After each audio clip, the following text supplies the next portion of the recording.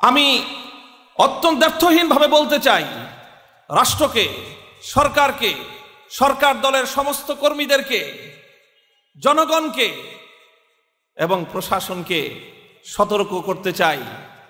লক্ষ্য করুন, এই অপশক্তির টার্গেট কোথায়?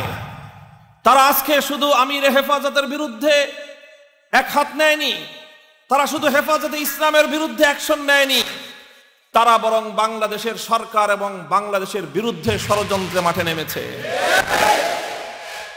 মদিনা সনদের কথা বলায় যদি আমিরে হেফাজতকে রাষ্ট্রদ্রোহী সাব্যস্ত করা হয়, এ কথার পরিণাম কোথায় গিয়ে দাঁড়ায় বাংলাদেশের 16 কোটি মানুষকে আজকে সেটা বুঝতে হবে। এদেশে মদিনা সনদের কথা প্রথম আল্লামা জুনায়েদ বাবুনগরী বলেননি। মদিনা সনদের কথা সর্বপ্রথম এদেশের প্রধানমন্ত্রীত্বের মসনদে বসে জননেত্রী শেখ হাসিনা বলেছেন। মদিনা সনদের কথা বলায় যদি আল্লামা জুনায়েদ বাবুনগরীর বিরুদ্ধে রাষ্ট্রদ্রোহ মামলা হয়, এই অপশক্তি আগামীকাল শেখ হাসিনার বিরুদ্ধে রাষ্ট্রদ্রোহের মামলা করবে।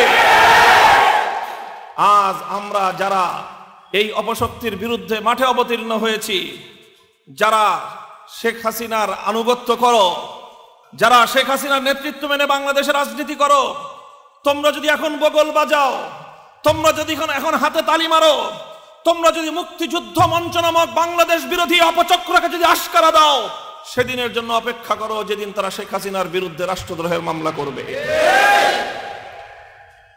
মোহতারাম হাজিরিন, সুতরাং আজকে বাংলাদেশ এবং ইসলামের বিরুদ্ধে গভীর একটি ষড়যন্ত্র চলছে।